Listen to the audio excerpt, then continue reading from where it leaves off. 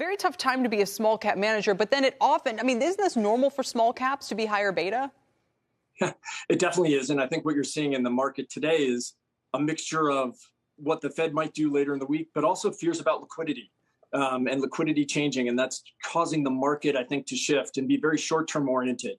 So as an active manager in the small cap space, being able to pick your head up and look over the next 3 to 5 years, I think is really exciting.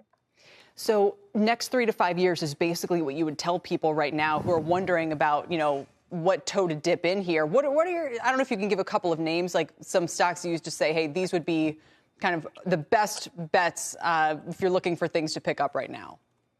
Well, I think you have to think about small caps in the, if you're down 20% and you're in a bear market, there are going to be stocks that are going to be down not just 20%, but 30, 40, or 50%. And therein lies, I think, great opportunity for long-term investors.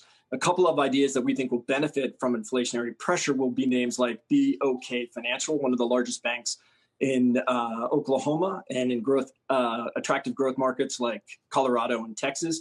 Last time we saw rates go up, obviously we're at the beginning of a rate tightening cycle here. Last time we saw rates go up, we saw their earnings double. They'll also benefit from higher energy pressure costs, given the fact that they're one of the largest lenders into the energy complex.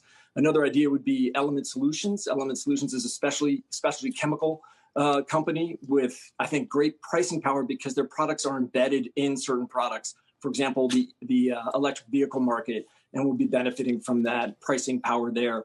Another last but not least would be Barrett Business Solutions. Here's a microcap company with a nice dividend yield that provides HR and strategic outlook for a lot of companies that will benefit from wage pressure with a lot of their underlying businesses. All right. Well, you've basically given us everything you can in the time that we have. You want to tell us if we've called the bottom here? I don't know if we've called the bottom, but what I do know is that for the past 3 years, we've had double-digit returns in the small cap space. We've never achieved a fourth year of double-digit returns. So I think returns will be more muted this year for small caps. Focus on earnings. Earnings, I think, will be better than people anticipate. At least early indications from many management teams say that the economy is strong and demand remains robust. That's very interesting. So in a way, sort of saying, yeah, you should pull in your expectations. I think people are starting to, but very interesting nevertheless. Francis, thanks so much today. We appreciate it.